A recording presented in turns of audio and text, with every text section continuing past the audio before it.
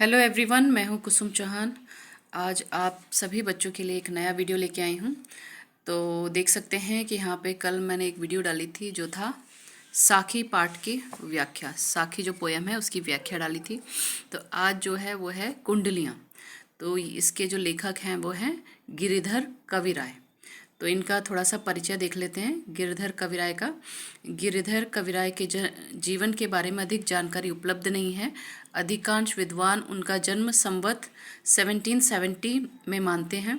गिरिधर कविराय ने नीति, वैराग्य, अध्यात्म तथा जीवन के विविध प्रसंगों से संबंधित अपने भावों को कुंडलियों के माध्यम से प्रस्तुत किया है।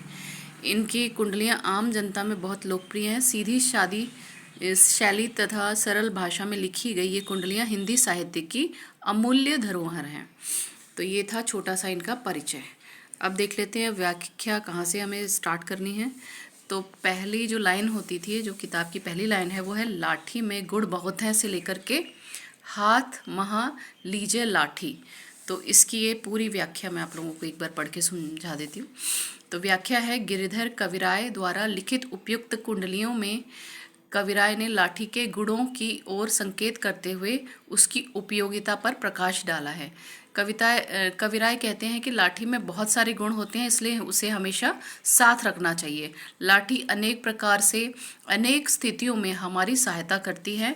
कहीं गड्ढा आ जाए तो लाठी का सहारा हमें संतुलित रखता है। कहीं नदी आ जाए तो लाठी का प्रयोग करके न केवल उसकी गहराई का पता लगाया जा सकता है, बल्कि लाठी के सहारे उसे पार भी किया जा सकता है। यदि मार्ग में किसी कुत्ते से सामना हो जाए तो लाठी उससे भी हमारी रक्षा करती है, क्योंकि कुत्ते के झपटने पर लाठी से अपने आप को सुरक्षित रखा जा सकता है। यदि कभी किसी दुश्मन से सामना हो जाए तो भी लाठी हमारे बड़े काम आती है। लाठी के सहारे दुश्मन पर भी विजय प्राप्त की जा सकती है। गिरिधर कविराय कहते हैं कि धूल भरे मार्ग में यात्रा करने वाले यात्री, मेरी बात ध्यान से सुनो। सब हथियारों को छोड़कर हाथ में लाठी लेकर यात्रा करनी चाहिए।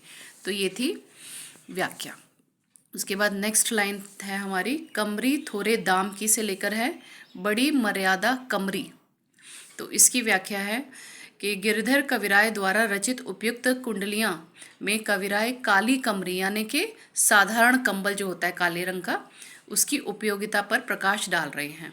कविराय कहते हैं कि काली कमरी यानी काला कंबल अत्यंत थोड़े मूल्य में प्राप्त हो जाता है। उसका मूल्य ज़्यादा नहीं होता, कम दाम में हम उसे खरीद सकते हैं। इस सस्ती कमरी के अनेक लाभ हैं। यह हमारे बहुत प्रकार के काम आती है। खासा उत्तम प्रकार का कपड़ा, खासा यानी एक अच्छे प्रकार का कपड़ा, मलमल और वाफ्ता महंगा कपड़ा जैसे कीमती कपड़ों की धूल और पानी से रक्षा करने में कमरे का बहुत हाथ है। अर्थात कीमती कपड़ों को भी कमरी में लपेटकर उसकी हिफाजत की जा सकती है। यानी जो महंगे कपड़े हैं मलमल के, उनको कंबल में लपेट करके रख दो तो वो सेफ रहेंगे। अर्थात कीमती उन कपड़ों की गठरी बनाई जा सकती है। यही नहीं, रात पड़ने पर कमरी को झाड़कर बिछाया भी जा सकता है तथा उस पर आराम से सोया भी जा सकता है। गिरिधर कविराय कहते हैं कि इतनी उपयोगी कमरी बहुत कम दामों में उपलब्ध हो जाती है, अतः कमरी को सदैव अपने साथ रखना चाहिए। यानी कि हमें कंबल को हमेशा अपने साथ रखना चाहिए। उसके बाद है नेक्स्ट, गुण के गाहक सहस नर से लेकर के सहस नर गाहक गुण के। तो इसकी व्याख्या है, उपयुक्त कुंडलियों के रचयिता गिरिधर कविराय हैं। वे कहते हैं कि संसार में सर्वत्र गुणी व्यक्ति का आदर और सम्मान होता है। गुणों के प्रशंसक हजारों होते हैं, पर ऐसे व्यक्ति को कोई नहीं पूछता जिसमें कोई गुण ना हो। इसलिए व्यक्ति को अपने में गुणों का विकास करना चाहिए।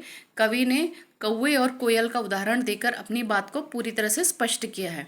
कौवे और कोयल दोनों का रंग एक ही होता है, परंतु कोई भी कौवे को उसकी कर्कश आवाज़ की वजह से पसंद नहीं करता। कोयल की मधुर आवाज़ सभी को अच्छी लगती है। कोयल की मधुर वाणी को सभी सुनना चाहते हैं, पर कौवे की काँव काँव किसी को नहीं भाती।